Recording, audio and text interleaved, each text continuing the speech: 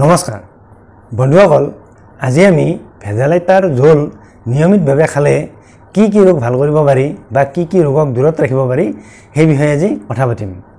অসমীয়া মানুহে বহু পুৰণি কালৰে পৰা বিভিন্ন ৰোগৰ চিকিৎসাৰ নামত এই ভেদাইলতা ব্যৱহাৰ কৰি আহিছে আৰু সুফল লাভ কৰি আহিছে। গতিকে আমি আজি এই ভেদাইলতাই কি কি ৰোগ ভাল কৰিব পাৰে বা কি কি ৰোগক দূৰত ৰাখিব পাৰে সেই বিষয়ে আজি কথা পাতিম। ভেদাইলতাৰ আচলতে বহুতো ঔষধি গুণ আছে আৰু এই ঔষধি গুণবোৰে মানুহৰ বিভিন্ন ৰোগক অতি সহজে আৰোগ্য কৰিব পাৰে বা বিভিন্ন ৰোগক আচলতে প্ৰতিৰোধ কৰি ৰাখিব পাৰে। ভেদাইলতাৰ প্ৰধান ঔষধি গুণটো হৈছে এণ্টি ইনফ্লামেটৰী গুণ।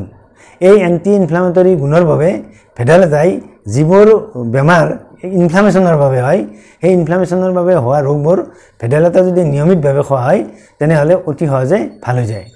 গতিকে বন্ধুসকল, ভেদাইলতাই আমাক কি কি ৰোগৰ পৰা আৰোগ্য কৰি তুলিব পাৰে বা কি কি ৰোগক দূৰত ৰাখিব পাৰে সেই বিষয়ে আজি এবিধ-এবিধকৈ কথা পাতিম। যদিহে আপোনালোকে ভিডিঅ'টি শেষলৈকে চাই তেনেহ'লে ভেদাইলতাৰ এই ঔষধি গুণবোৰৰ বিষয়ে ডিটেইলছভাৱে জানিব পাৰিব।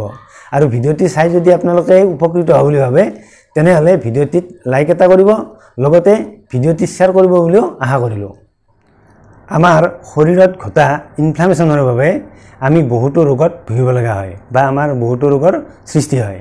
বিশেষকৈ চৰ্দি, কাহ, পানী লগা এইবোৰ বেমাৰ মূল কাৰণবিধেই হৈছে ইনফ্লামেশ্যন।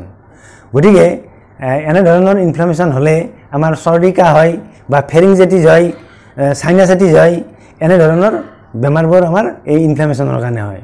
আৰু এনেধৰণৰ ইনফ্লামেশ্যন হৈ থকা অৱস্থাত যদি আমি ভেদাইলতাৰ জোল খাওঁ অন্ততঃ সপ্তাহত দুদিনকৈ, তেতিয়া আমাৰ এনে ইনফ্লামেশ্যনবোৰ আমাৰ ভাল হৈ যায়। আৰু ইনফ্লামেশ্যনবোৰ ভাল হোৱাৰ লগে লগেই আমাৰ এই ৰোগবোৰেও ভাল হৈ যায়। ইয়াৰ উপৰি আমাৰ পেটৰ বিভিন্ন ৰোগবোৰো ইনফ্লামেশ্যনৰ বাবেই হয়। বিশেষকৈ লিভাৰৰ বিভিন্ন ধৰণৰ ৰোগবোৰ এই ইনফ্লামেশ্যনৰ বাবে হয়। বিশেষকৈ ফেটি লিভাৰ হ'লে আমাৰ লিভাৰখন আচলতে ইনফ্লামেশ্যন হয় বা কিছু ফুলি উঠে।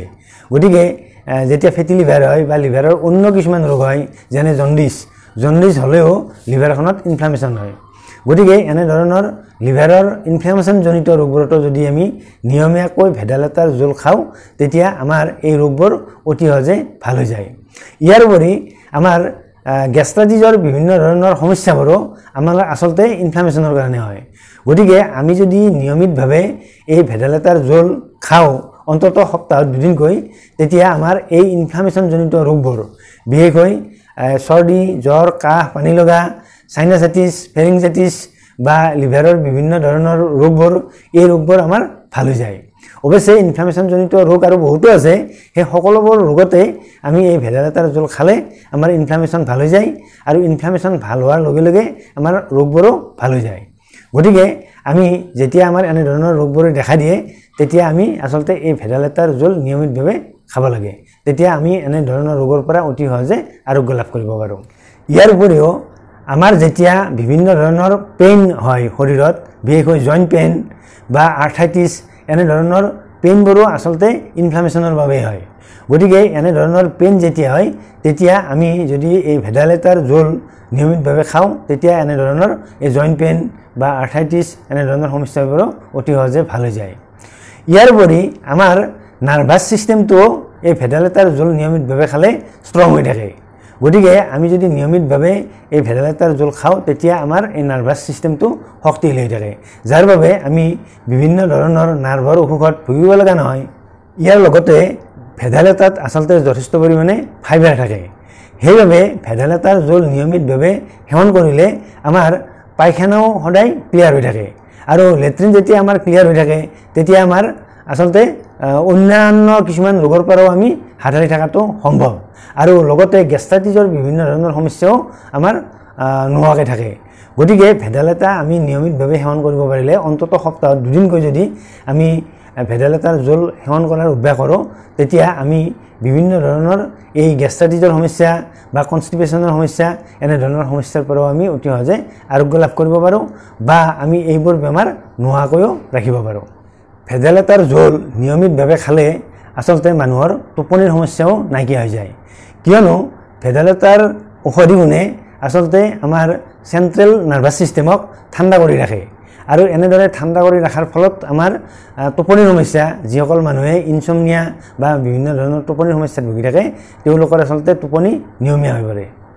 এইখিনিতে গুৰুত্বপূৰ্ণ কথাটো হৈছে আচলতে ভেদাইলতাৰ জোল নিয়মিতভাৱে খালে যিদৰে আমাৰ বিভিন্ন ৰোগৰ কাৰণে উপকাৰী বা বিভিন্ন ৰোগক আৰোগ্য কৰিব পাৰে, ঠিক তেনেদৰে আমাৰ গাৰ বিষৰ ক্ষেত্ৰত ভেদাইলতাৰ ৰস উলিয়াই যদি মালিচ কৰা হয় বা ভেদাইলতাৰ পাতৰ পেষ্ট বনাই যদি সেই বিষ হোৱা ঠাইত ঘঁহি দিয়া হয় তেনেহ'লে আমাৰ বিষো কিছুমান ক্ষেত্ৰত উপশম হয়। ইয়াৰ উপৰি যিসকল লোকে পেৰালাইচিছৰ নিচিনা সমস্যাত ভুগি আছে বা স্নায়ৱিক সমস্যাত ভুগি আছে তেওঁলোকেও যদি ভেদাইলতাৰ ৰস মালিচ কৰে তেনেহ'লে এনেধৰণৰ এই স্নায়ৱিক সমস্যাবোৰ আচলতে ভাল হৈ যায়।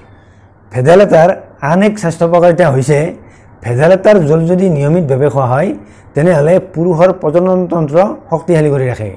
যিসকল পুৰুষৰ বন্ধ্যাত্বৰ সমস্যা বা প্ৰজনন তন্ত্ৰৰ দুৰ্বলতা এনেধৰণৰ সমস্যা আছে তেওঁলোকে যদি নিয়মিতভাৱে ভেদাইলতাৰ জোল খায় তেনেহ'লে তেওঁলোকৰ এই প্ৰজনন তন্ত্ৰৰ এনে দুৰ্বলতা বা বিভিন্ন ধৰণৰ সমস্যা অতি সহজে ভাল হৈ যায়। বন্ধুসকল, ভেদাইলতাৰ ঔষধি গুণসমূহে আমাৰ কি ৰোগ ভাল কৰিব পাৰে সেই বিষয়ে কিছু কথা শুনিলে। যদিহে আপোনালোকে আজিৰ ভিডিঅ'টি চাই উপকৃত হোৱা বুলি ভাবে তেনেহ'লে ভিডিঅ'টিত লাইক এটা কৰিব। লগতে আমাৰ চেনেলটোৰ পৰা এনেধৰণৰ ভিডিঅ' পাই থাকিবলৈ হ'লে আমাৰ চেনেলটো ছাবস্ক্ৰাইব কৰিব বুলিও আপোনালোকক অনুৰোধ জনালোঁ। অন্য এটা ভিডিঅ'ত আপোনালোকক লগ পোৱাৰ আশাৰে আজিলৈ সামৰিছোঁ। ধন্যবাদ।